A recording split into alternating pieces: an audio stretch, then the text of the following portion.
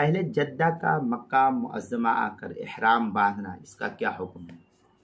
चुनांचे जद्दा या इसी तरीके से हिल में रहने वाला शख्स अगर मक्का मुअज़्ज़मा या हुदूद हरम में आकर हज या उम्रे का इहराम बांधे तो उस पर अपनी मीक़ात यानी हिल के बगैर इहराम बांधने की वजह से दम वाजिब हो जाएगा।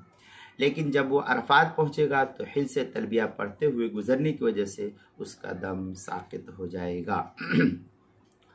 हाशिया अलमनासिक जो मुल्ला अली कारी के उसके अंदर है व मिम्मा यजिबु तयक्कुज़ु लहु सुकान जद्दुहु बिल जीमी व अहलु हिद्दा बिल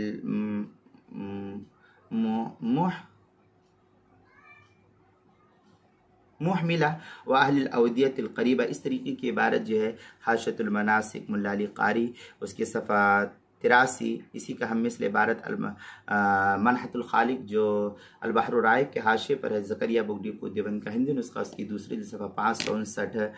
और गुनियतुन नासिक के अंदर है लाकिन बादा तवज्जहहुम इला अरफात यंबगी सुकूत अन्हुम। इस तरीके की इबारत जो है गुनियतुन नासिक के सफ़ा 57, फतवा शामी जो ज़करिया बुगडीपुर देवबंद का हिंदी नुस्खा उसकी तीसरी सफ़ा 454 पर भी इसको नकल किया, 484 पर इसको नकल किया।